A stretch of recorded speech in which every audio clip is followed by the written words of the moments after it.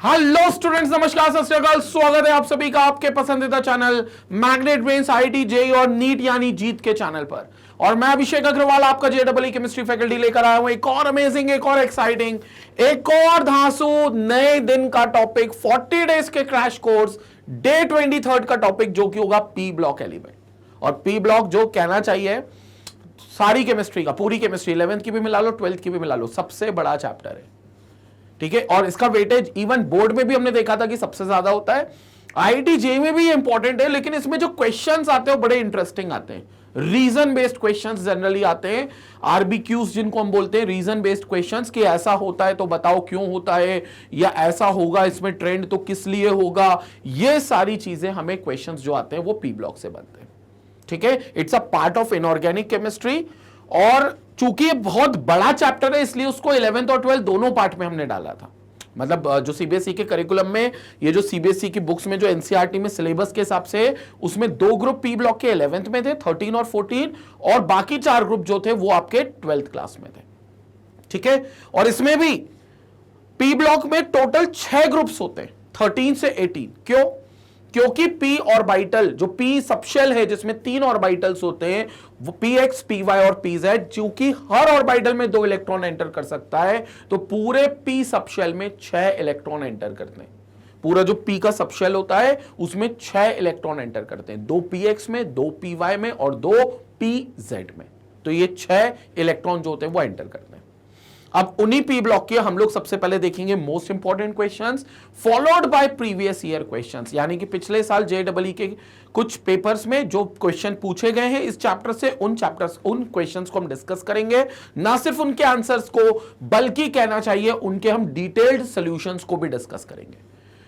तो हम उनके डिटेल्ड सॉल्यूशंस की भी चर्चा करेंगे, कंसेप्ट्स की बात करेंगे जो उनके पीछे का कंसेप्ट है। तो पहला क्वेश्चन देख लेते हैं इंपॉर्टेंट क्वेश्चन की सीरीज में। पहला क्वेश्चन जो है वो ये है, Which of the following statement is true? तो आपको ये बताना है इनमें से कौन सा स्टेटमेंट जो है वो सही है। ठीक है, तो गलत स्टेटमेंट बाकी 3 होंगे, कोई एक स्टेटमेंट होगा जो सही होगा। पहला दिया है H3PO3 is a stronger acid than, it should be H2SO4। ठीक है, is stronger than H2SO4 मतलब क्या है, फॉस्फोरस एसिड सल्फ्यूरिक एसिड से स्ट्रॉन्ग है। यह बात बिल्कुल गलत है। H3PO3 can not be stronger, sulphuric acid तो किंग ऑफ केमिकल्स बोला जाता है, and it is the strongest acid. तो H2SO4 स्ट्रॉन्गेस्ट है, तो यह स्टेटमेंट फॉल्स है, गलत है। और गलत है इसलिए हमारा सही आंसर नहीं हो सकता, क्योंकि हमें सही स्टेटमेंट पता करना है। In aqueous medium HF is stronger acid than HCl। Aqueous medium में HF is not a stronger acid than HCl, it's HCl वो जो कि स्ट्रॉन्ग होगा, क्योंकि इसका बॉन्ड जल्दी टूटेगा। H और Cl का बॉन्ड, क्योंकि Cl का साइज ज्यादा है फ्लोरीन के मुकाबले, तो Cl का जो H के साथ बॉन्ड लेंथ होगा वो ज्यादा होगा HF के मुकाबले, तो फिर वो बॉन्ड जल्दी डिसोसिएट होगा, क्योंकि बॉन्ड लेंथ अगर बड़ा होगा तो वो जल्दी टूटेगा, H प्लस जल्दी रिलीज होगा। तो एक्वस सॉल्यूशन में HCl स्ट्रॉन्गर है, HF वीकर है, तो ये स्टेटमेंट भी फॉल्स है। ठीक है, कि HF स्ट्रॉन्गर है HCl से, ही गलत है। HClO4 is weaker acid than HClO3, ये स्टेटमेंट भी गलत है, because HClO4 is weaker acid than HClO3, HClO4 is a stronger one। क्योंकि अगर आप यहां पर बात करोगे तो HClO4 में क्लोरीन आपको दिखेगा, जिसके पास एक तरफ OH होगा, एक तरफ तो डबल बॉन्ड O होगा और एक तरफ OH होगा, फिर एक तरफ डबल बॉन्ड होगा और फिर डबल बॉन्ड होगा। ये स्ट्रक्चर होगा आपके पास। तो ये एक H प्लस रिलीज कर सकता है, जो कि मोर इलेक्ट्रोनेगेटिव O के साथ है। जबकि HClO3 में अगर हम बात करेंगे तो ऑक्सीजन कम है, इलेक्ट्रोनेगेटिव एटम कम है, तो H रिलीज नहीं होगा। तो इसका मतलब HClO4 ज्यादा स्ट्रॉन्गर एसिड है, ये ज्यादा स्ट्रॉन्गर एसिड है। क्लियर हो गया? तो HClO4 इज मोर स्ट्रॉन्गर, तो इट इज नॉट वीकर। तो ये स्टेटमेंट भी हमारा क्या हो जाएगा, फॉल्स हो जाएगा। Next is HNO3 is a stronger acid than HNO2, ये बिल्कुल सही है। HNO3 स्ट्रॉन्गर एसिड है HNO2 से, ये स्टेटमेंट बिल्कुल ट्रू है। क्योंकि अगर हम दोनों का स्ट्रक्चर देखें HNO3 और HNO2 में, यहां पर देखते हैं, तो HNO3 पहले क्या होगा, H होगा, O होगा, N होगा, डबल बॉन्ड O होगा और एक कोऑर्डिनेट बॉन्ड होगा। जब इसमें कोऑर्डिनेट बॉन्ड आएगा तो नाइट्रोजन पर पॉजिटिव चार्ज आएगा, जिसकी पूर्ति वो इस ऑक्सीजन से इलेक्ट्रॉन की शिफ्टिंग लेकर करेगा, और ऑक्सीजन उस चीज की पूर्ति इलेक्ट्रॉन की शिफ्टिंग यहां से लेकर करेगा। मतलब यहां पर जल्दी से ऑक्सीजन हाइड्रोजन को निकाल देगा H प्लस के फॉर्म में, क्योंकि ये जल्दी इलेक्ट्रॉन इससे गेन करना चाहेगा ताकि नाइट्रोजन के पॉजिटिव चार्ज को शांत कर सके। और नाइट्रोजन का पॉजिटिव चार्ज आया क्यों? क्योंकि नाइट्रोजन ने अपना लोन पेयर ऑक्सीजन को दे दिया, क्योंकि नाइट्रोजन ने अपना लोन पेयर ऑक्सीजन को दे दिया, तो इसलिए यहां पर इस पर एक पॉजिटिव चार्ज आएगा, तो ये पोलैरिटी ज्यादा होगी। So this HO bond is polar, is highly polar. जबकि अगर इसको कंपेयर करो किससे? HNO2 से, तो HNO2 में क्या होगा? ध्यान से देखेंगे, HON डबल बॉन्ड O। अब इसका लोन पेयर इसके पास है, तो इसके पास उतना इलेक्ट्रॉन की कमी नहीं है जितना इसके पास है, क्योंकि इसने कोऑर्डिनेट बॉन्ड भी दे दिया, कोऑर्डिनेट बॉन्ड के थ्रू लोन पेयर दे दिया, तो यहां पर इतना ज्यादा पोलैरिटी नहीं होगी। तो this will be having HO bond की पोलैरिटी जो है is less polar than comparing it with HO bond in HNO3। HO bond जो HNO3 में वो ज्यादा, तो ये इसलिए ज्यादा स्ट्रॉन्ग है क्योंकि ये H+ जल्दी निकालेगा, जबकि ये H+ उतनी जल्दी नहीं निकालेगा बट उतनी जल्दी नहीं निकालेगा जितना ये निकाल रहा है। तो HNO3 is a stronger acid than HNO2। D option हमारा बिल्कुल करेक्ट हो गया, तो ये डी ऑप्शन बिल्कुल करेक्ट हो गया, ये हमारा करेक्ट आंसर हो गया D option, which is absolutely true. Clear हो गया? क्योंकि हमें करेक्ट स्टेटमेंट पता करना था, and this will be the correct statement for this. Clear हो गया? सारी चीज क्लियर हो गई? तो ये था हमारा पहला क्वेश्चन जिसको हमने यहां पर देखा है और यहां पर समझा है। स्क्रीनशॉट लेते हैं, अगले क्वेश्चन की तरफ मूव करते हैं। अगले क्वेश्चन पर चलते हैं। This will be your second question. Second question पर यहां पर अपन चर्चा करते हैं, सेकंड क्वेश्चन की यहां पर अपन बात करते हैं। सेकंड क्वेश्चन क्या कह रहा है, ध्यान से सुनेंगे। The hydrides of the first element in group 15 to 17 namely NH3, H2O and HF। Group 15 to 17 के पहले एलिमेंट के हाइड्राइड्स, ग्रुप 15, ग्रुप 16 और ग्रुप 17। 15 to 17 बोला था ना। इसका पहला मेंबर कौन है? नाइट्रोजन, इसका ऑक्सीजन और इसका फ्लोरीन। इसके हाइड्राइड्स अगर बनाओगे तो इसका hydrides will be NH3 ammonia, इसका हाइड्राइड विल बी H2O और इसका हाइड्राइड विल बी HF। ठीक है, अब इसमें बोला गया है respectively shows abnormally high values for melting and boiling points. This is due to, yes, इनके सबके melting point, boiling point ज्यादा होंगे अपने रिस्पेक्टिव ग्रुप के बाकी हाइड्राइड्स के मुकाबले। जैसे नाइट्रोजन के नीचे फास्फोरस, आर्सेनिक, एंटीमनी, बिस्मथ होगा, ऑक्सीजन के नीचे सेलेनियम, टेलोरियम, पोलोनियम होगा, फ्लोरीन के नीचे क्लोरीन, ब्रोमीन, आयोडीन होगा। तो इनके जो हाइड्राइड्स, उनके जो हाइड्राइड्स होंगे और इनके जो हाइड्राइड्स हैं, इनके हाइड्राइड्स का मेल्टिंग और बॉइलिंग पॉइंट ज्यादा है, क्योंकि इन सब में आपको इंटरमॉलिक्यूलर हाइड्रोजन बॉन्डिंग दिखेगी। They all contain intermolecular hydrogen bonding, intermolecular hydrogen bonding because of which intermolecular hydrogen bonding, because of which intermolecular hydrogen bonding होगी, because of which they show high melting and boiling point। तो जिसके कारण इनका melting point और boiling point ज्यादा होगा, high melting point and boiling point। So they show high melting and boiling point। ये abnormal behavior होगा। स्मॉल साइज के कारण नहीं, स्मॉल साइज के कारण ये abnormal behavior मेल्टिंग और बॉइलिंग पॉइंट में नहीं आएगा। The ability to form extensive intermolecular hydrogen bonding, हाँ they can form intermolecular hydrogen bonding. The ability to form extensive इंट्रम, नहीं इंट्रा नहीं होगी, इंटर ही होगी। क्लियर हो गया? इंट्रा और इंटर में वी आर वेरी श्योर ये वाली हाइड्रोजन बॉन्डिंग होगी, क्योंकि एक मॉलिक्यूल की दूसरे मॉलिक्यूल से ये हाइड्रोजन बॉन्डिंग दिखाई देगी। So this will B hydrogen bonding between a molecule with the other molecule. इनके आपस में तो कोवेलेंट बॉन्डिंग्स है, इनके आपस में जो बॉन्डिंग है दैट इज कोवेलेंट बॉन्डिंग। यहां पर आपको इंटर अंदर ही अंदर हाइड्रोजन बॉन्डिंग नहीं होगी, बट इस मॉलिक्यूल की एक और NH3 के दूसरे मॉलिक्यूल के साथ हाइड्रोजन बॉन्डिंग होगी। H2O के इस मॉलिक्यूल की दूसरे वाटर के मॉलिक्यूल के साथ हाइड्रोजन बॉन्डिंग होगी, इंटर मॉलिक्यूलर हाइड्रोजन बॉन्डिंग। एक मॉलिक्यूल की दूसरे मॉलिक्यूल से हाइड्रोजन बॉन्डिंग होगी। कंसेप्ट क्लियर हो गया? So this is question number 2। Screenshot ले लें एक बार, फिर हम इसके आगे बात करते हैं। स्क्रीनशॉट लेंगे इसका। तो ये हो गया हमारा सेकंड क्वेश्चन, जिसमें इंटरमॉलिक्यूलर हाइड्रोजन बॉन्डिंग होगी, और ये हमारा बिल्कुल करेक्ट आंसर होगा। इफेक्टिव फोर्सेस ऑफ इंटरेक्शन भी नहीं होगा, तो बी ऑप्शन हमारा बिल्कुल करेक्ट है। आगे चलते हैं अगले क्वेश्चन की तरफ। थर्ड क्वेश्चन है हमारे सामने।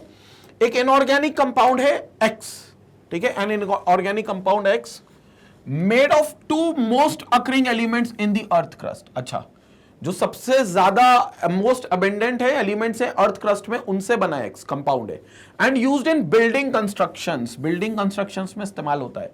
When reacts with carbon forms a diatomic molecule which is poisonous in nature, और जब कार्बन के साथ कंबाइन होगा तो डायटोमिक मॉलिक्यूल बनाएगा जो जहरीला होगा कंपाउंड एक्स में भी। तो देखो, सबसे पहली बात तो जो ऑप्शंस हमें दिए हुए हैं उसमें हमारे पास जो सबसे अबेंडेंट है वो तो एक ऑक्सीजन है, तो बेसिकली सभी में ऑक्सीजन है आपका। दूसरा जो हमारे पास होता है वो होता है सिलिकॉन। सिलिकॉन जो होता है उसकी अबेंडेंस सबसे ज्यादा होती है। तो क्योंकि एल्यूमिनियम की भी अबेंडेंस है, लेकिन एल्यूमिनियम से कोई कंस्ट्रक्शन का यूज नहीं होता, बिल्डिंग कंस्ट्रक्शन में यूज नहीं होता। Silicon is used as in the construction purpose. क्यों? क्योंकि SI रहेगा, ठीक है, वो SiO2 के फॉर्म में रहेगा, तो SiO2 जो रहेगा वो सिलिकॉन और ऑक्सीजन से पहली बात तो बना हुआ है। दूसरा, अगर कंस्ट्रक्शन पर्पस में यूज होगा तो वो कैल्शियम सिलिकेट के रूप में एग्जिस्ट करेगा बेसिकली, ठीक है, कैल्शियम सिलिकेट के साथ। तो CaO के साथ वो कैल्शियम सिलिकेट बना लेगा, CaSiO3, कंस्ट्रक्शन पर्पस में इस्तेमाल होगा। दूसरी बात, ये जो सिलिकॉन डाइऑक्साइड है SiO2, ये कार्बन से रिएक्ट करेगा तो सिलिका बना देगा, ये सिंपल सिलिका, और कार्बन मोनोऑक्साइड बना देगा जो पॉइजनस होता है। कार्बन मोनोऑक्साइड बन जाएगा जो पॉइजनस गैस होती है, ये पोल्यूटेंट होता है, पॉइजनस गैस होती है ये। तो 100% क्लियर है कि जो हमारे पास गिवन ऑप्शंस हैं उनमें से SiO2 ही करेक्ट होगा, ठीक है। कैल्शियम ऑक्साइड भी नहीं हो सकता क्योंकि वहां पर आपका कैल्शियम कार्बोनेट बन जाएगा अगर वो कार्बन से रिएक्ट भी करेगा तो ये हमारा बेसिकली आंसर हो गया। तो ये SiO2 हमारा करेक्ट आंसर है। सिलिकॉन डाइऑक्साइड ये हमारा करेक्ट आंसर है। क्वेश्चन नंबर 3 का ऑप्शन ए बिल्कुल करेक्ट है। सो क्वेश्चन नंबर 3 का ऑप्शन ए करेक्ट हो गया, जो हमें यहां से मिल गया SiO2, जो कि करेक्ट आंसर होगा। स्क्रीनशॉट लेते हैं, will move to the 4th question. Screenshot लेंगे एक बार इसका। ओके, इंपॉर्टेंट क्वेश्चन में आगे बढ़ते हैं। अब 4th क्वेश्चन को यहां पर देखते हैं। 4th क्वेश्चन में पूछा है what is the correct order of pseudo halide, polyhalide and inter halogen compounds. आपको इनमें से बताना है पहले सूडो हैलाइड का, फिर पॉलीहैलाइड का और इंटर हैलोजन के एग्जांपल्स, और इसी ऑर्डर में।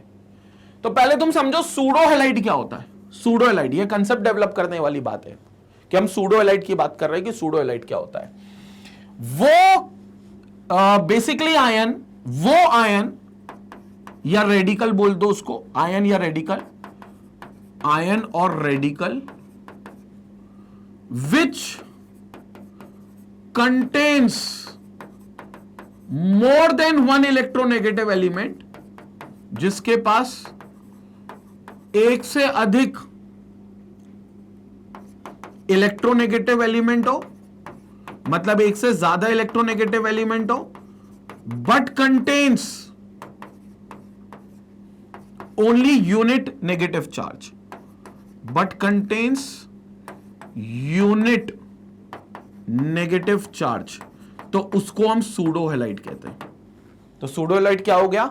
जिसके पास एक से ज्यादा इलेक्ट्रोनेगेटिव एटम्स हो, जिसके पास एक से ज्यादा इलेक्ट्रोनेगेटिव एटम्स हो, लेकिन पूरे ग्रुप में सिर्फ एक ही नेगेटिव चार्ज हो, एक ही इलेक्ट्रोनेगेटिव चार्ज हो, तो एक ही नेगेटिव चार्ज होगा तो उसको हम सूडो हैलाइड कह देंगे। तो that is called as pseudo halide, ठीक है। अब इसके एग्जांपल क्या हो सकते हैं? जैसे OCN- इसका एग्जांपल होता है, ऑक्सीजन भी है और नाइट्रोजन भी है, these are the most electronegative, और OCN में एक पर माइनस आएगा, तो OCN- can be an example for this. तो OCN- हमारे पास पहले उसमें C और D दोनों में है, तो C और D हमारे सही आंसर में से कोई एक होगा। C और D में से हमारा सही आंसर कोई एक होगा, ठीक है। तो A और B में तो नहीं है क्योंकि Bri2- IF, जो IF में तो चार्ज ही नहीं है, Bri2- में भी आप देखोगे तो और कोई एलिमेंट नहीं है, सिर्फ दो इलेक्ट्रोनेगेटिव तो है ही नहीं, मोस्ट इलेक्ट्रोनेगेटिव, हमें मोस्ट इलेक्ट्रोनेगेटिव चाहिए, तो ना ब्रोमीन है ना आयोडीन है, तो ऑक्सीजन और नाइट्रोजन दोनों यहीं पर है। फोन दुनिया के 3 सबसे मोस्ट इलेक्ट्रोनेगेटिव एलिमेंट, ठीक है, तो वो OCN- में, तो ये OCN- सूडो हैलाइड हो गया। पॉलीहैलाइड का मतलब क्या है? पॉलीहैलाइड में it will be an ion और radical, it will be an ion basically, not compound. It can be ion or radical in which more than one halogen atoms are present, halogen और more than one halide ions are present, ऐसा कर लो, more than one halide ions are present,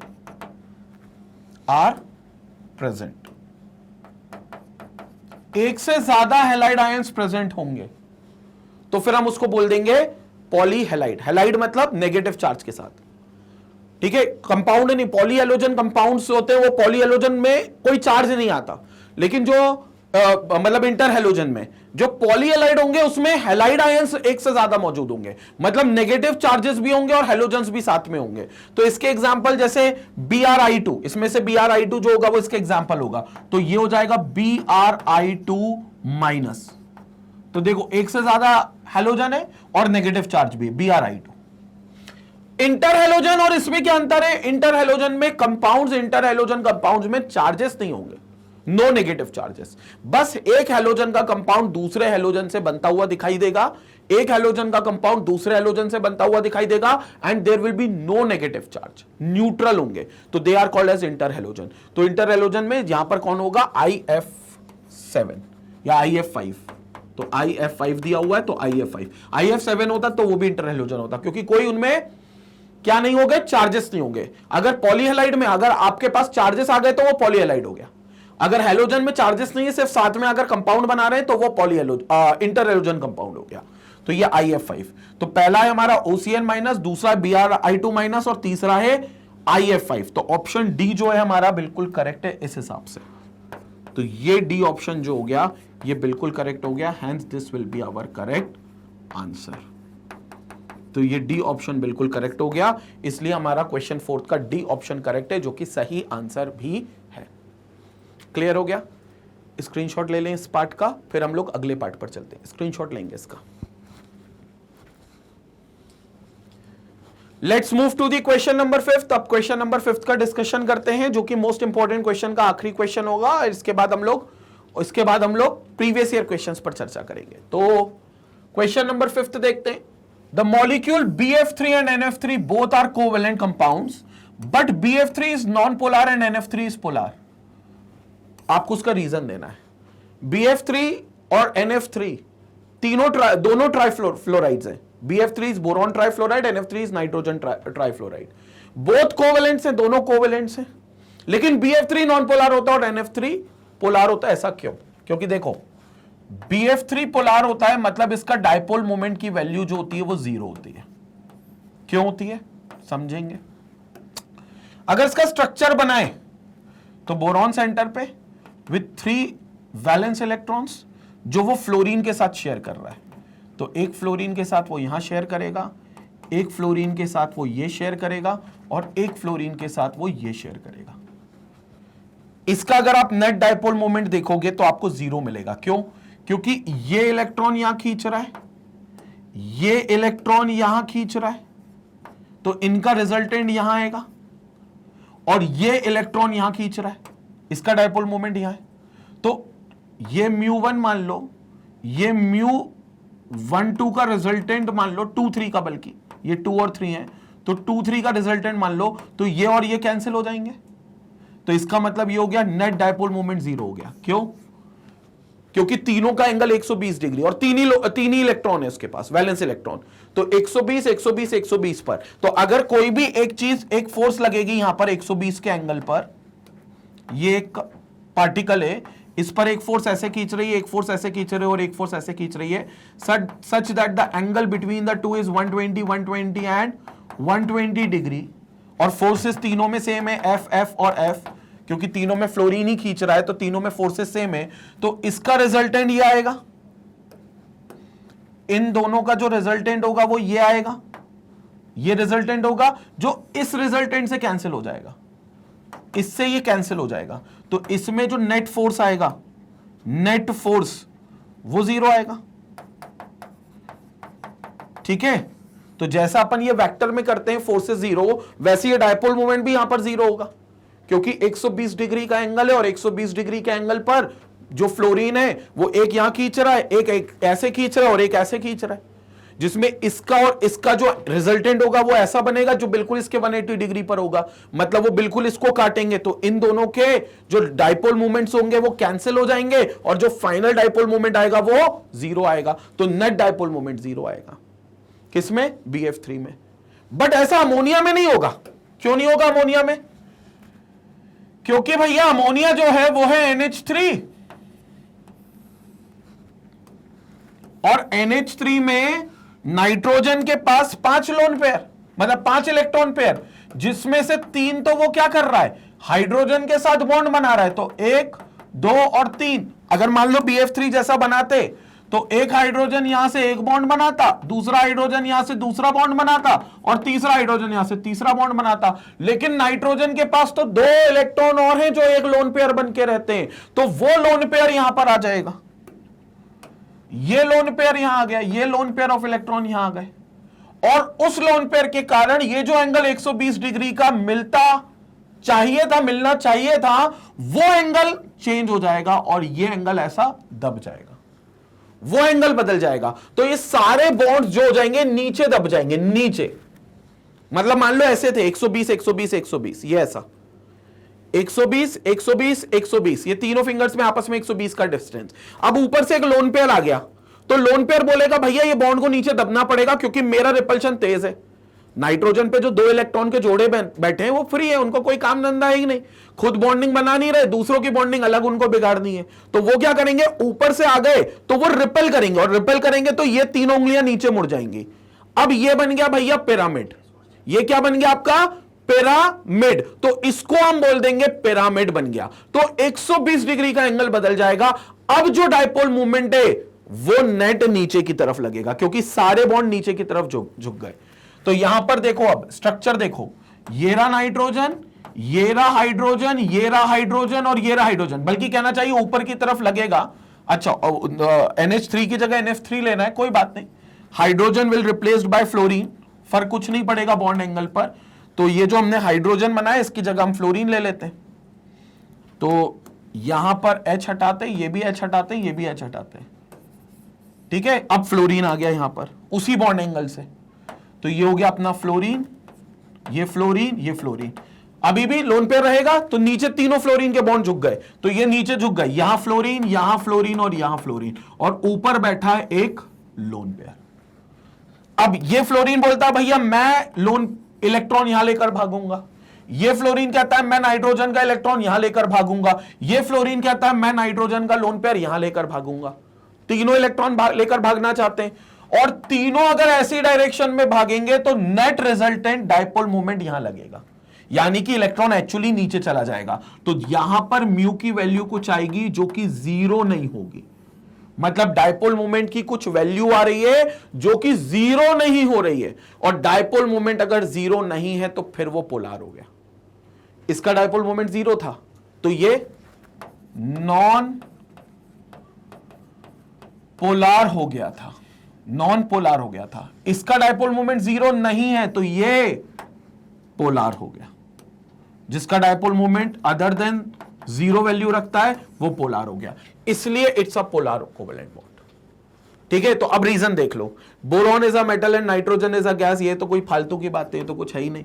BF3 bonds have no dipole moment whereas NF3 bonds have dipole moment, ये कायदे की बात। तो ये बिल्कुल हमारा सही आंसर है क्योंकि उसमें डाइपोल मोमेंट 0 है उसमें, और मैंने बताया क्यों 0 है और क्यों उसमें कुछ डाइपोल मोमेंट है। Atomic size of the boron smaller than, फालतू की बात। BF3 is symmetrical molecule whereas NF3 is unsymmetrical molecule. देखो अब यहां पर भी आप कह सकते हो कि ये सिमेट्री और अनसिमेट्री का रोल है, क्योंकि अगर ये तीनों 120 डिग्री के एंगल पर है तो ये मॉलिक्यूल सिमेट्री हो गया। अगर सिमेट्रिकल मॉलिक्यूल किसे कहते हैं भैया, जिसमें एकदम सब कुछ बराबर ढंग से बटाओ, सिमेट्री आ रही हो, यूनिफॉर्म बटाओ, एक प्लेन पर सबका कंट्रीब्यूशन सेम हो, तो ये सिमेट्रिकल है। This is not symmetrical. तो ये कहना चाहिए कि ठीक है, डाइपोल मोमेंट तो क्लियर हो गया क्योंकि पोलार और नॉन पोलार में लिखा हुआ है कि BF3 अगर कोई डाइपोल मोमेंट नहीं है, no dipole moment, net dipole moment 0 है, और NF3 का है डाइपोल मोमेंट तो पोलैरिटी है। लेकिन डी ऑप्शन में हमें यह पता चल रहा है कि कोई अगर नॉन पोलार है तो क्यों है, अपनी सिमेट्री की वजह से, क्योंकि उसकी सिमेट्री बिल्कुल सेम है 120, और वो अगर नॉन पोलार, वो अगर पोलार है तो क्यों है, अपनी अनसिमेट्री की वजह से। क्योंकि उसमें कोई सिमेट्री नहीं है। तो डी ऑप्शन भी हमारा सही है और ये हमारा ज्यादा सिग्निफिकेंट ऑप्शन। तो अब डी ऑप्शन इसका क्या होगा, बिल्कुल करेक्ट आंसर होगा। तो भैया डी ऑप्शन मार्क कर लेते हैं, ये डी ऑप्शन हमारा बिल्कुल करेक्ट आंसर होगा।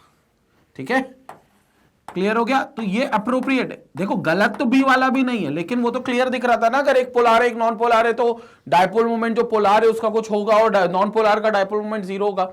वो तो ऑब्वियस सी बात थी, लेकिन मुद्दा था कि वो क्यों डायपोल मोमेंट जीरो होगा, उसके पीछे उनकी सिमेट्री छुपी हुई थी। तो ये सिमेट्रिकल वाले पार्ट पर डी ऑप्शन करेक्ट आंसर होगा।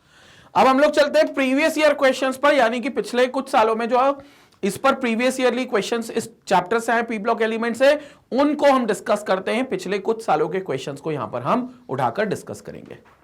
तो अब डिस्कस करते हैं अपन प्रीवियस ईयर के क्वेश्चंस, जिसमें जेई का पहला क्वेश्चन जो था, जो कब आया था, ऑनलाइन 2013 में।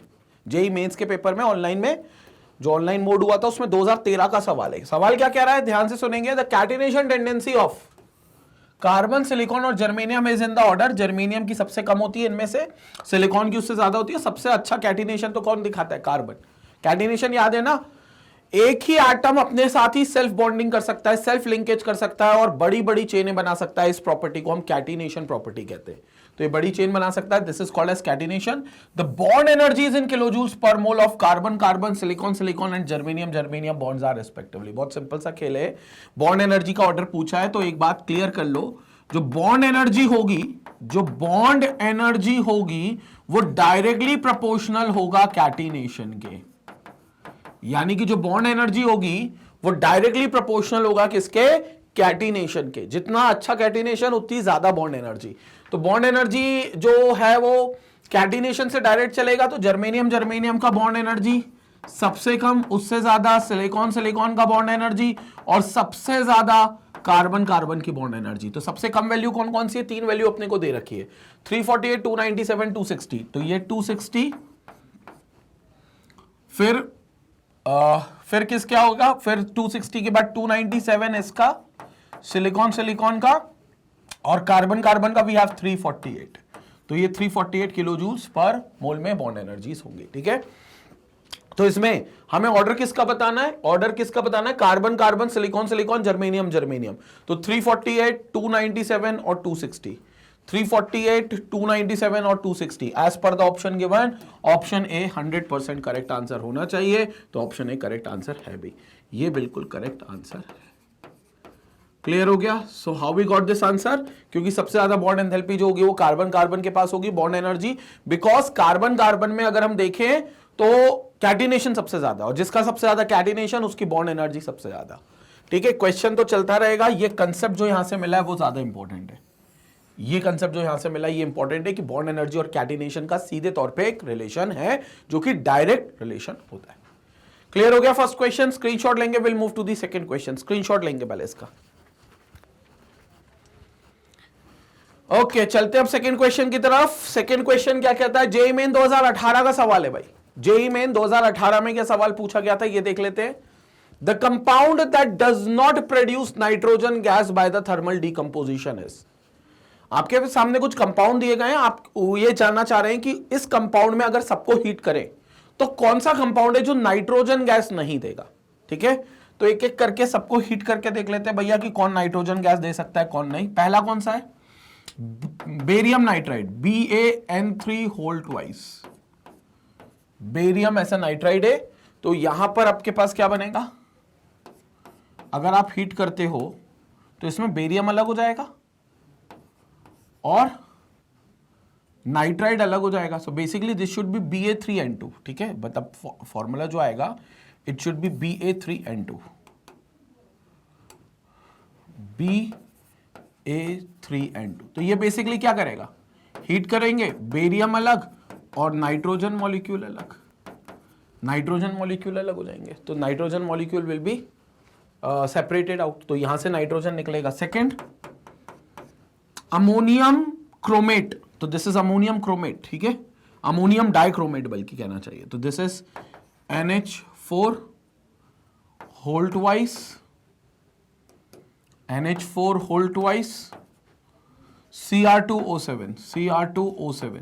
इसको अगर हम हीट करेंगे तो क्या होगा, will get this as nitrogen gas nitrogen gas निकलेगी 100%, H2O भी बनेगा और Cr2O3 में फॉर्मेशन होगा। Cr2O7 will get converted into Cr2O3, मतलब ये भी नाइट्रोजन गैस देगा, इसलिए ये दोनों ऑप्शन नहीं है हमारे। तीसरा अमोनियम नाइट्रेट, अमोनियम नाइट्राइट, तीसरा ऑप्शन। अमोनियम नाइट्राइट को अगर हीट करेंगे विच इज NH4NO2, तो 100% ये भी आपको क्या देगा, N2 गैस देगा, नाइट्रोजन गैस देगा। ये दोनों N2 मिल जाएंगे और प्लस बन जाएगा H2O, तो नाइट्रोजन प्लस H2O यहां मिलेगा, मतलब ये भी आपको नाइट्रोजन गैस रिलीज करके देगा। तो ये भी हमारा ऑप्शन नहीं होगा। Then the correct option last वाला ही बचेगा, देख लेते हैं। अमोनियम सल्फेट, ये आपका एक सॉल्ट है, तो ammonium sulphate will be the answer, क्योंकि ये एक सॉल्ट है जो एसिड और बेस से बना है, तो एसिड और बेस में डिकम्पोज करेगा। तो NH4 होल ट्वाइस SO4 को अगर आप हीट करोगे थर्मली, तो वो हीट करने पर अमोनिया जो कि बेस था और H2SO4 जो कि एसिड था, ये वापस से रिलीज कर देगा। तो अमोनिया रिलीज कर देगा और H2SO4 दे देगा, तो ये H2 नहीं देगा, हेंस N2 नहीं देगा ये, तो hence it will be the correct answer. तो डी ऑप्शन बिल्कुल करेक्ट होगा, ये हमारा करेक्ट आंसर हो गया। So this is absolutely our correct answer. तो डी ऑप्शन बिल्कुल करेक्ट होगा, ये हमारा करेक्ट आंसर होगा जो हमें यहां मिलेगा। NH4 होल ट्वाइस SO4, ये करेक्ट आंसर होगा, जो कि डी ऑप्शन होगा सेकंड का। जेईई मेन 2018 का सवाल था, अच्छा सवाल था। इनमें से सारे कंपाउंड्स नाइट्रोजन नहीं देते, ठीक है। अमोनियम सल्फेट जो है वो बेसिकली सॉल्ट है, एसिड और बेस से बना है, तो जब ये डीकंपोज करेगा तो हीट मिलने पर ये अपने कंपोनेंट में एसिड और बेस, जो कॉन्स्टिट्यूएंट एसिड और बेस है, उसमें कन्वर्ट हो जाएगा, यानी कि अमोनिया और H2SO4 में कन्वर्ट हो जाएगा। स्क्रीनशॉट लेते फिर आगे बात करते हैं। Let's move to another question, question number 3 पर अब चलते हैं। तो this will be our question, your question number 3। Question number 3 पर अब अपन बात करते हैं, क्या कहता है तीसरा क्वेश्चन। जेईई मेन 2016 का सवाल है, the pair in which phosphorus atoms have a formal oxidation state of +3। अच्छा, आपके पास अलग अलग एसिड्स हैं, ऑर्थोफॉस्फोरस एसिड्स, हाइपोफॉस्फोरिक, पायरोफॉस्फोरस। तो ये आपके पायरोफॉस्फोरिक, ये आपके कुछ एसिड्स के पेयर हैं जिसमें आपको ऑक्सीडेशन स्टेट जो +3 में होती है वो आपको बताना है। तो देखो, एक तो होती है अपने पास H3+3 ना, H3PO3 में होती है, इसको अपन ऑर्थोफॉस्फोरस एसिड कहते हैं। This is orthophosphorous acid.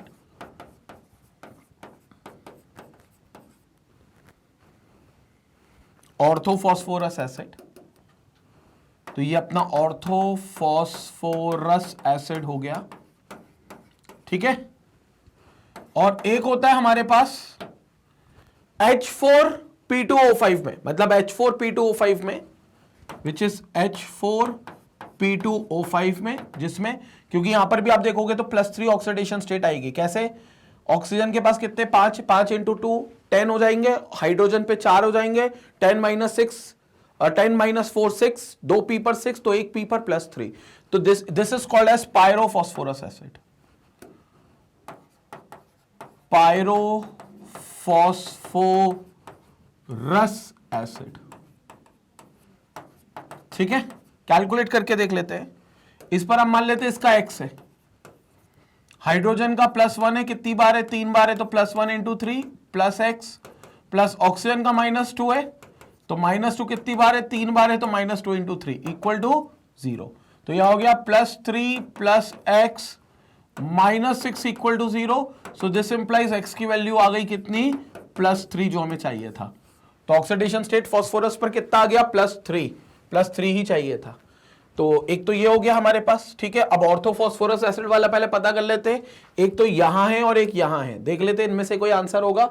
Hypophosphoric में नहीं होगा, पायरोफॉस्फोरस में होता है, तो डी ऑप्शन करेक्ट है। एक बार पायरोफॉस्फोरस में अपन देख लेते हैं कैसे, इसमें फॉस्फोरस का ऑक्सीडेशन स्टेट 3 है। एक्स मान लेते हैं, तो यहां पर 2 फॉस्फोरस है, तो it will become 2x। Hydrogen का 1 होता है, तो कितने हाइड्रोजन है, 4, तो +1 × 4, प्लस ऑक्सीजन का कितना होता है, -2, तो -2 कितनी बार, 5 बार, इक्वल टू 0। तो +4 + 2x - 10 equal to 0, 2x equal to 6, तो x will be equal to +3। तो यहां पर भी x की वैल्यू कितनी आ गई, +3। तो यहां पर भी जो ऑक्सीडेशन स्टेट आ गया वो कितना आ गया, +3। तो orthophosphorous acid and pyrophosphorous acid, ये आपके मेनली आंसर होंगे। तो ये आपके आंसर हो गए। तो डी ऑप्शन आपका बिल्कुल करेक्ट है, ये हमारा करेक्ट आंसर हो गया। कई बार इसका स्ट्रक्चर भी पूछते हैं, तो मैं स्ट्रक्चर भी बना देता हूं सो दैट आपको कोई कंफ्यूजन ना रहे। H3PO3 का पहले बना देते हैं। H3PO3 का स्ट्रक्चर, फास्फोरस होगा बीच में, यहां पर आपके पास डबल बॉन्ड O होगा, एक OH यहां, एक OH यहां और एक H यहां। ये हो गया आपका H3PO3 का स्ट्रक्चर। देन पायरोफॉस्फोरस एसिड का H4P2O5 का स्ट्रक्चर। तो we have this as P double bond O, O P double bond O, double bond O। ठीक है, कितने ऑक्सीजन हो गए? 3 ऑक्सीजन हो गए। यहां पर एक OH, यहां पर एक OH, यहां पर एक H और यहां एक H हो गया। फास्फोरस के 5 बॉन्ड पूरे, 1 2 3 4 5, 1 2 3 4 5, 5 बॉन्ड पूरे। यहां पर OH OH, ये आपका H4P2O5, H4 1 2 3 4 H, P2 2 O 2 P और 5 O, 1 2 3 4 और 5, कॉमन वाला बीच में 5। तो ये H4P2O5 का स्ट्रक्चर हो गया। ठीक है, तो यहां पर आप देखोगे कि एक फास्फोरस पर जो चार्ज होगा वो +3 का चार्ज होगा। ठीक है, और इस पे भी जो एक फास्फोरस है उस पे +3 का चार्ज होगा। तो दोनों फास्फोरस पे आपके +3 का चार्ज होगा। हेंस डी ऑप्शन बिल्कुल करेक्ट है, बिल्कुल सटीक है। Orthophosphorous and pyrophosphorous acid will be an example for this. तो यहां कंप्लीट होता है हमारा क्वेश्चन नंबर 3 पूरे तरीके से। Will move to the 4th question. पहले इसका स्क्रीनशॉट लेंगे लेकिन ओके। अब चलते हैं 4th क्वेश्चन पर। यहां पर तो क्वेश्चन नंबर 4 पर यहां बात करते हैं। जेईई मेन ऑनलाइन 2013 का सवाल है भाई। जेईई मेन में ऑनलाइन में 2013 का ये सवाल है। क्या बोल रहा है? Which of the following is the wrong statement? Incorrect statement पता करना है। Incorrect statement, O3 molecule is linear. अब देखो एक्चुअली है हो क्या रहा है, O3 मॉलिक्यूल इज लीनियर का मतलब ये है, वो ये बोल रहा है कि जो ओजोन का मॉलिक्यूल है वो लीनियर है। आपको इनकरेक्ट स्टेटमेंट और पता करना है। तो पहली बात तो ओजोन का जो मॉलिक्यूल होता है वो बैंड शेप का होता है। ये ओजोन का मॉलिक्यूल होता है। ठीक है, ये ओजोन का मॉलिक्यूल होता है बैंड शेप का। इसमें जो ऑक्सीजन की हाइब्रिडाइजेशन होती है वो होती है sp2 हाइब्रिडाइजेशन होती है, और sp2 वाले कभी भी लीनियर शेप के नहीं हो सकते। तो बेसिकली ये बेंट ट्राइगोनल प्लेनर होता है, बेंट ट्राइगोनल प्लेनर होता है। तो इसका मतलब यही स्टेटमेंट गलत है कि ये लीनियर होगा। ये बिल्कुल लीनियर नहीं होता, बेंट ट्राइगोनल प्लेनर होता है। तो ये स्टेटमेंट फॉल्स है, और ये अगर फॉल्स स्टेटमेंट है तो यही हमारा करेक्ट आंसर है। ठीक है, तो this will be our correct answer.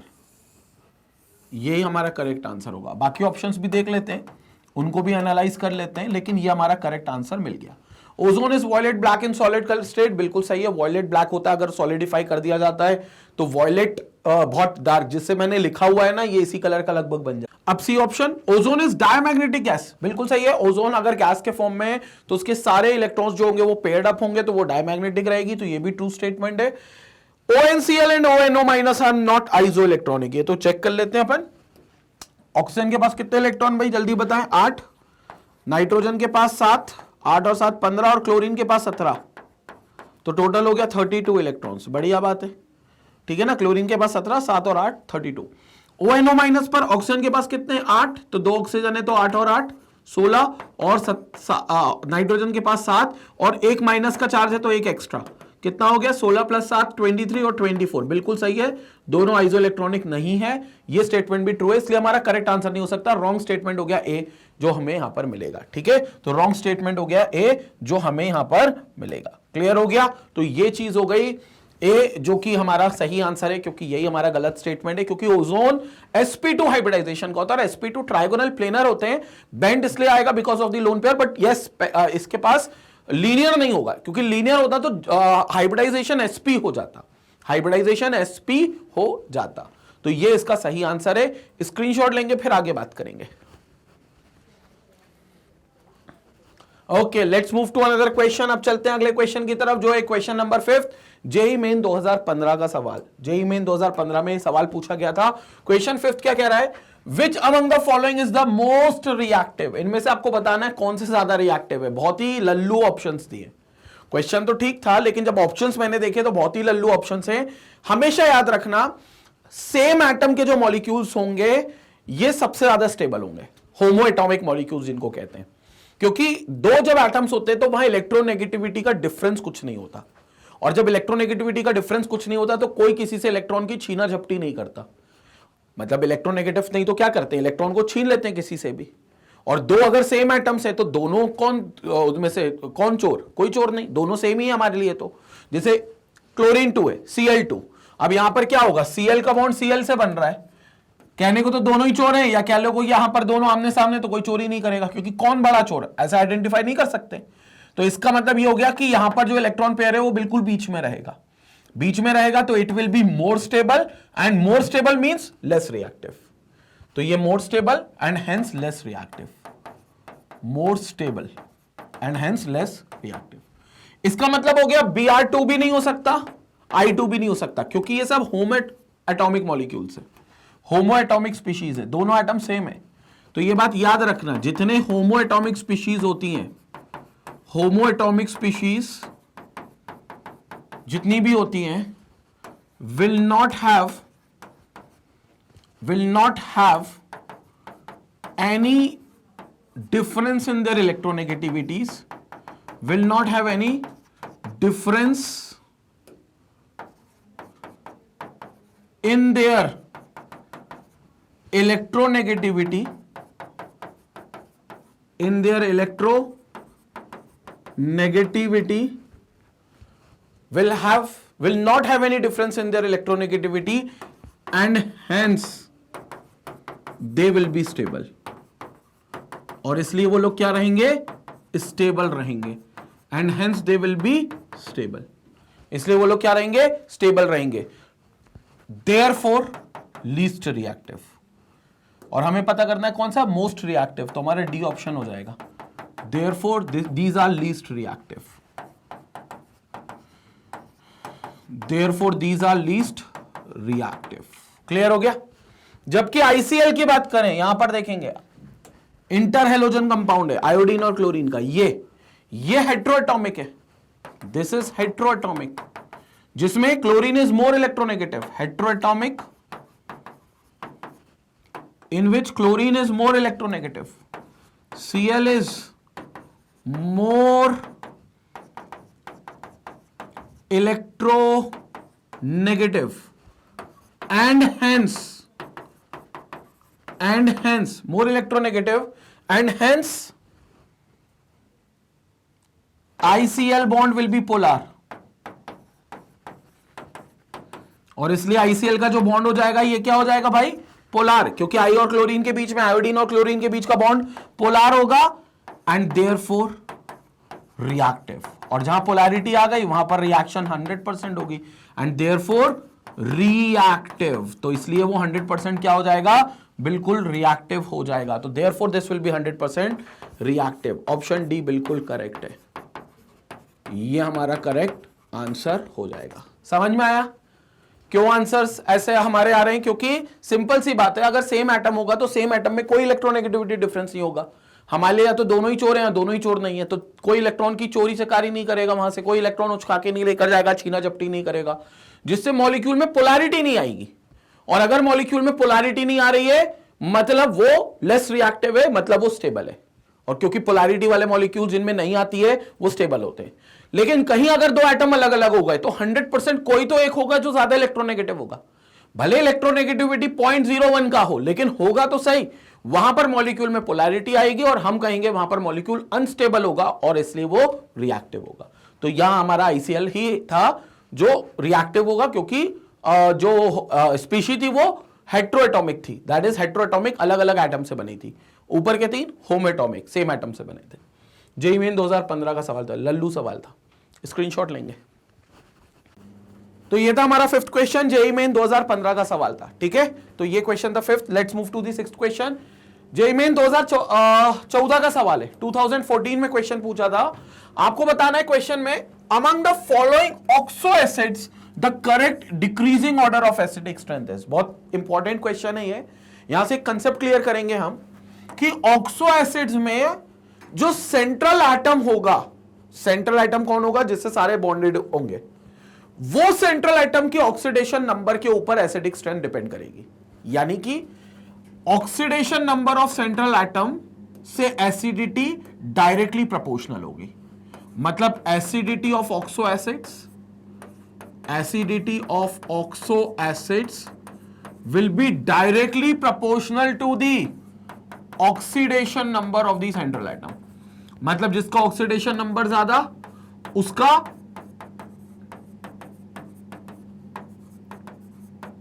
Acidic strength भी ज्यादा, मतलब उसकी एसिडिटी भी ज्यादा। तो जिसका ऑक्सीडेशन नंबर ज्यादा, जिस सेंट्रल एटम का ऑक्सीडेशन नंबर ज्यादा, उस पर्टिकुलर ऑक्सो एसिड की एसिडिटी भी ज्यादा होगी। क्लियर है? ठीक है, तो आपको बस ये पता करना है कि किसका कितना ऑक्सीडेशन नंबर है। जिसका ऑक्सीडेशन नंबर ज्यादा होगा उसकी एसिडिटी भी ज्यादा होगी। तो अपने पास 4 कंपाउंड है, अपन एक एक करके सबका पता करते हैं। पहले अपन पता करते हैं HOCl का। तो HOCl, अब देखो यहां पर बेसिकली क्लोरीन है, जिसकी भी हम बात कर रहे हैं वो क्लोरीन की बात कर रहे हैं। तो क्लोरीन का अगर हम निकालेंगे तो क्लोरीन का मान लेते हैं X, ऑक्सीजन का -2 और हाइड्रोजन का +1। तो +1 -2 इज -1 और this implies x -1 equal to 0। तो this implies x equal to +1। तो यहां पर ऑक्सीडेशन स्टेट क्लोरीन की आ गई +1। तो ऑक्सीडेशन स्टेट क्लोरीन की आ गई +1। दूसरे कंपाउंड की बात कर लेते हैं, HOCl2 है, बल्कि HClO2 है। तो we have HClO2, HClO2। Again यहां पर क्लोरीन की मान लेते हैं x, H की +1 और ऑक्सीजन की -2। तो -2 कितनी बार? 4 बार।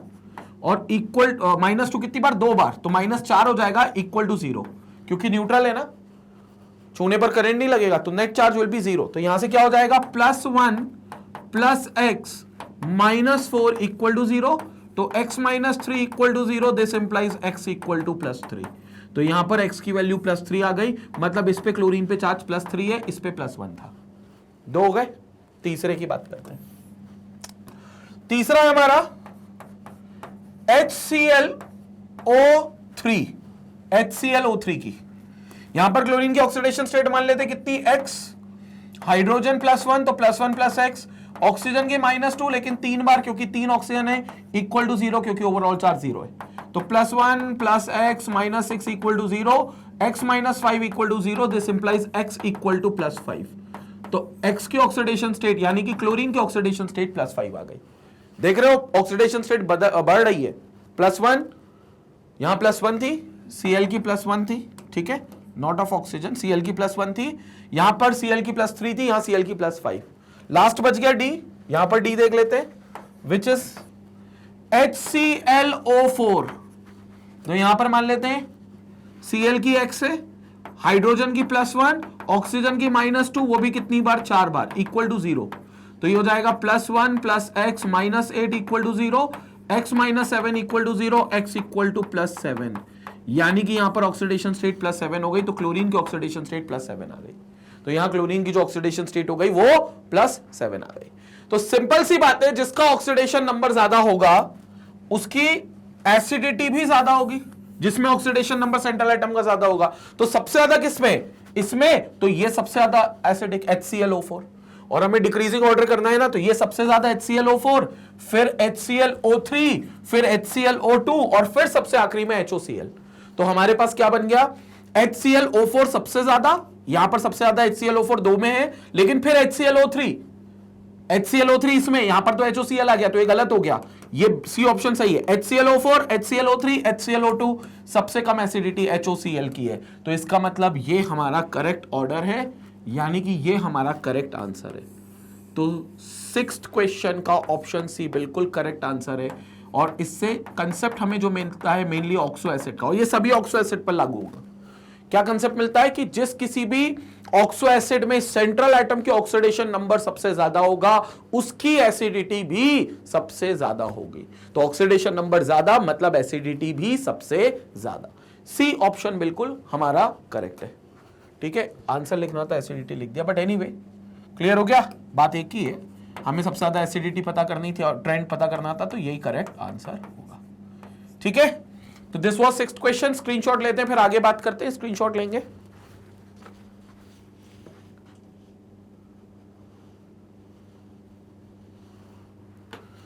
Okay, now let's move to another question. अगले क्वेश्चन पर चलते हैं and this will be your question number 7।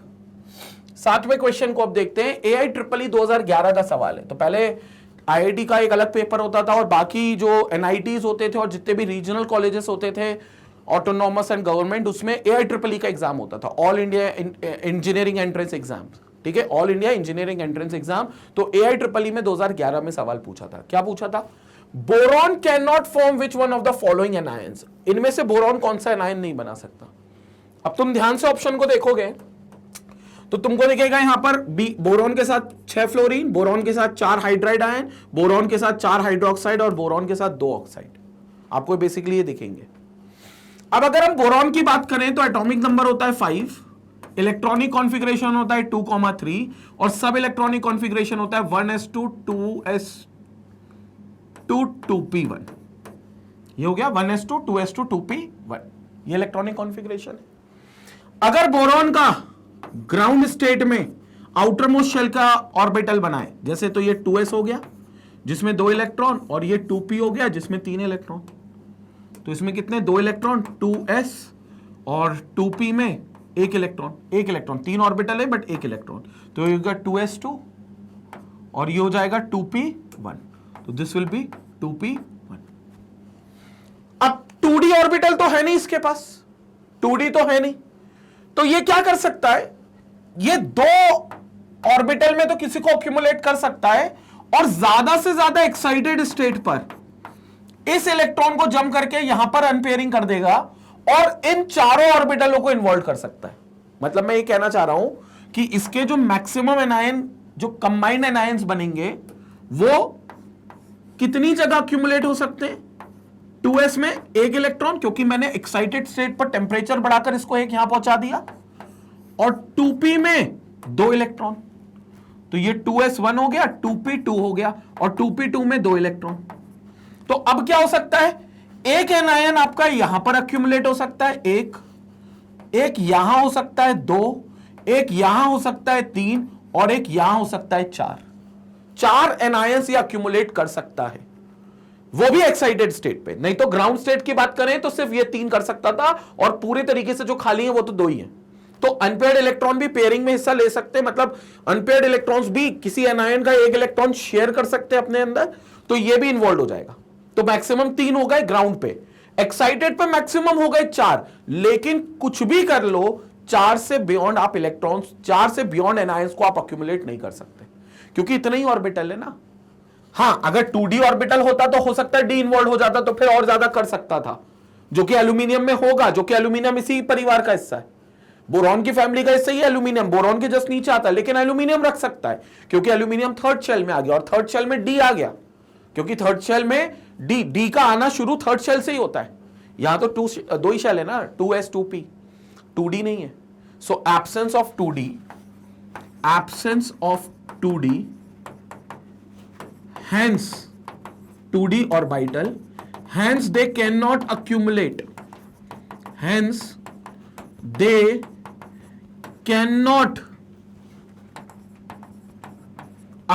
accommodate 6 anions। और 6 anions किस में देख रहे हैं? फ्लोरीन में, क्योंकि पहले ऑप्शन में देखो आपको बोल रहा है F6 बनेगा, तो ये एग्जिस्ट ही नहीं कर सकता, और ये एग्जिस्ट नहीं कर सकता, इसलिए ये हमारा सही आंसर हो गया, क्योंकि 6 फ्लोरीन को रखने के लिए ऑर्बिटल ही नहीं है ना, 6 खाली ऑर्बिटल का 1 2 3 4 ऑर्बिटल है जहां रख सकते हो, तो ये दुनिया में एग्जिस्ट नहीं करेगा। जबकि एल्यूमिनियम ये कर सकता है, एल्यूमिनियम इन्हीं के परिवार का एलिमेंट है, लेकिन वो Lf6 3- का आयन बना सकता है, लेकिन ये नहीं बना सकता। तो ये हमारा क्या हो गया? करेक्ट आंसर हो गया। तो 7th का ए ऑप्शन बिल्कुल करेक्ट है। AIEEE 2011 का सवाल है। स्क्रीनशॉट लेते हैं, आगे फिर चर्चा करते हैं। तो ये क्लियर हो गया यहां पर। Let's move to another question. अगले क्वेश्चन पर चलते हैं, जो कि AIEEE 2011 का ही सवाल है, जो कि है क्वेश्चन नंबर 8। क्वेश्चन नंबर 8 क्या कह रहा है, पढ़ेंगे यहां पर। Which of the following statement is incorrect? इनमें से कौन सा स्टेटमेंट इनकरेक्ट है, आपको ये बताना है। The stability of hydride ion increases from NH3 to BiH3 in group 15 of the period. यही स्टेटमेंट इनकरेक्ट है, यही इनकरेक्ट स्टेटमेंट है भाई, इसलिए ये हमारा करेक्ट आंसर है पहले ही। देखो ग्रुप 15 कौन कौन है? नाइट्रोजन, फास्फोरस, आर्सेनिक, एंटीमनी और बिस्मथ। और इसके हाइड्राइड मतलब NH3, PH3, ASH3, SbH3 और BiH3। अब जो स्टेबिलिटी होगी it decreases as we go down the group. Thermal stability जो होगी वो सीधे सीधे नीचे उसे जाते हुए डिक्रीज होगी, तो stability decreases as we go down the group, क्योंकि एटम का साइज बढ़ेगा, एटम का साइज बढ़ेगा तो फिर बॉन्ड कमजोर होगा, बॉन्ड कमजोर होगा तो इजीली टूटेगा। तो ऊपर वाला आसानी से नहीं टूटेगा बट नीचे वाला टूट सकता है। अब वो कह रहे हैं हाइड्राइड की इंक्रीज होती है NH3 से BiH3, नहीं भाई इट डिक्रीजेस, ये इनकरेक्ट स्टेटमेंट है, और जो इनकरेक्ट है वही हमारा करेक्ट आंसर है, क्योंकि उन्होंने इनकरेक्ट स्टेटमेंट पूछा है। तो हमारा ए ऑप्शन बिल्कुल करेक्ट है। हालांकि बाकी ऑप्शंस भी अपन देख लेते हैं अभी, लेकिन ये ऑप्शन हमारा करेक्ट आंसर हो गया। ठीक है, अब nitrogen can not form D pi P pi bond. हाँ भैया, डी पाई वही बना सकता है जिसके पास डी ऑर्बिटल, और डी ऑर्बिटल के लिए कम से कम 3 शेल होना जरूरी है। नाइट्रोजन के पास 2 ही शेल होती है, 2 ही शेल में इलेक्ट्रॉन्स आते हैं सारे, तो ये नहीं बना सकता। तो इट इज ऑल्सो हाँ, तो ये सही स्टेटमेंट है। कैन नॉट बोला है ना, अगर कैन फॉर्म बोल देते तो गलत हो जाता है। कैन नॉट फॉर्म नहीं बना सकता, सही बात है। Single nitrogen bond is weaker then single PP bond, बिल्कुल सही है। नाइट्रोजन और नाइट्रोजन का जो सिंगल बॉन्ड होगा वो वीक होगा पीपी बॉन्ड से, तो पीपी बॉन्ड से बिल्कुल, ये बिल्कुल सही है कि नाइट्रोजन को आप कम बॉन्ड एनर्जी देकर तोड़ सकते हो, जबकि पी और पी के बॉन्ड को तोड़ने में आपको ज्यादा एनर्जी लगेगी। यहां रिपल्शन होगा, इंटर इलेक्ट्रॉनिक रिपल्शन, क्योंकि ऑर्बिटल छोटा है ना, तो ये रिपेल करेंगे इसके लोन पेयर, नाइट्रोजन पे भी एक लोन पेयर, इसके भी ऊपर भी एक लोन पेयर, रिपेल करेंगे जिससे बॉन्ड जल्दी टूट जाएगा। N2O4 हैज 2 रेजोनेंस स्ट्रक्चर्स, बिल्कुल सही है। N2O4 के 2 रेजोनेंस स्ट्रक्चर्स होते हैं, ध्यान से देखेंगे N2O4 के। तो N2O4 कैसे बनेगा यहां पर देखेंगे, ये बेसिकली डबल बॉन्ड O, ये ऑक्सीजन इसको लोन पेयर एक दे रहा है, ये ऑक्सीजन इसको एक लोन पेयर दे रहा है। ये कहानी ऊपर भी जा सकती है, नाइट्रोजन बॉन्ड नाइट्रोजन, ये ऑक्सीजन इसको लोन पेयर दे रहा है, ये मतलब ये नाइट्रोजन इस ऑक्सीजन को लोन पेयर दे रहा है, और डबल बॉन्ड O और डबल बॉन्ड O, ये 2 रेजोनेंस स्ट्रक्चर्स बन गए। तो ये 2 रेजोनेंस स्ट्रक्चर्स फॉर्म हो सकते हैं। तो N2O4 हैज 2 रेजोनेंस स्ट्रक्चर, ये बात भी सही है, इसलिए हमारा आंसर नहीं हो सकता, क्योंकि गलत बात हमारा आंसर है, इनकरेक्ट, पहला ऑप्शन इनकरेक्ट था। क्लियर हो गया, स्क्रीनशॉट लेंगे। ये हो गया हमारा 8th question. Will move to the 9th question, but इसका पहले स्क्रीनशॉट लेंगे।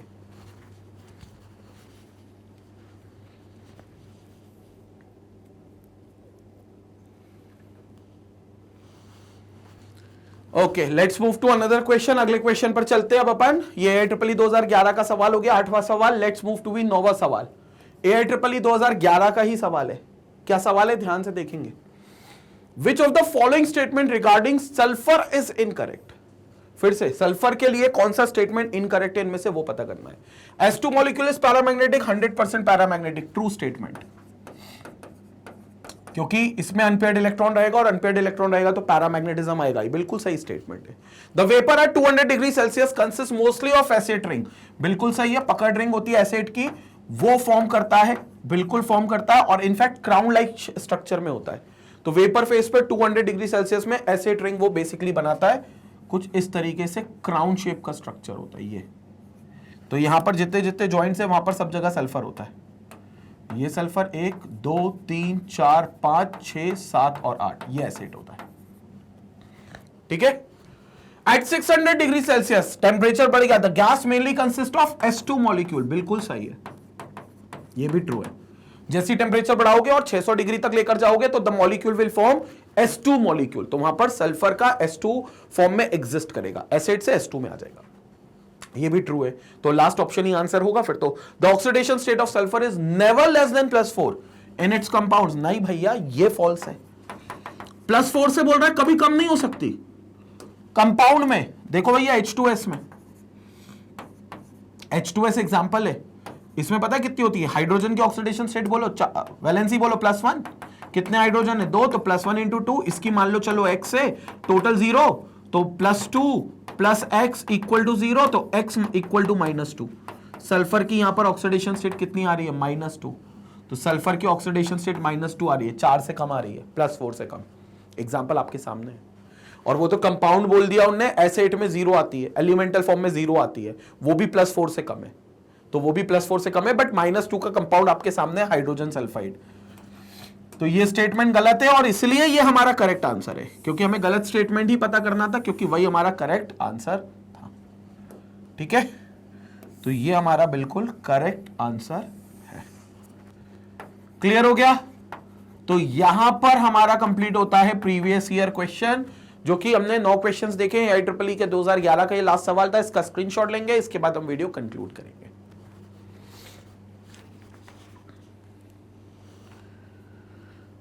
तो यहां तक स्टूडेंट हम लोगों ने देख लिया और पूरे तरीके से समझ लिया है कि कैसे कैसे तरीके के क्वेश्चंस आते हैं जो कि पी ब्लॉक एलिमेंट के चैप्टर में से आते हैं, और जनरली रीजन बेस्ड क्वेश्चन या वो ट्रेंड में सेट करना है, उस तरीके के क्वेश्चंस ही आपको यहां पर मिलेंगे, और जो फिजिकल प्रॉपर्टीज के ट्रेंड पर ही आधारित होंगे, फिजिकल प्रॉपर्टीज के ट्रेंड पे ही आधारित होंगे। अब यहां पर हमें यह चीज समझनी है एक और, कि पी ब्लॉक में है बड़ा ग्रुप, लेकिन सभी के अगर आप रीजन बेस्ड क्वेश्चंस की एक रीडिंग लगा लोगे तो आपके सारी चीजें क्लियर हो जाएंगी। और इस क्वेश्चन पे भी मैंने बहुत सारे कंसेप्ट्स इन क्वेश्चन से आपको सॉल्व बिठाए दिमाग में, बस आपको वो कंसेप्ट्स को ही कॉन्क्रीट करना है अपने दिमाग में। बाकी अगर YouTube पर कोई लेक्चर आप मिस आउट कर रहे हो तो सबसे बेहतर तरीका है मैग्नेट ब्रेन्स की वेबसाइट magnetbrains.com पर जाकर लेक्चर को देखना। कैसे करना है? www.magnetbrains.com पर आना है, आपको होम पेज पर यहां सारी कैटेगरीज दिखेंगी। जेई की कैटेगरी में आना है, आपको कोर्सेज दिखेंगे, क्रैश कोर्स भी दिखेगा और रेगुलर जेई के भी कोर्स दिखेंगे। जितने स्टूडेंट जेई के लिए पर्याप्त टाइम लेकर बैठे हैं, 1 साल बाद जेई देना है या 2 साल बाद जेई देना है, वो हमारे रेगुलर लेक्चर्स देखें। मैं रिकमेंड यही करूंगा, क्योंकि वहां पर आपको डीपीपी भी मिलेगी, प्रैक्टिस शीट्स भी मिलेंगी, पूरे प्रीवियस ईयर के क्वेश्चंस बहुत ज्यादा संख्या में हम सॉल्व करेंगे।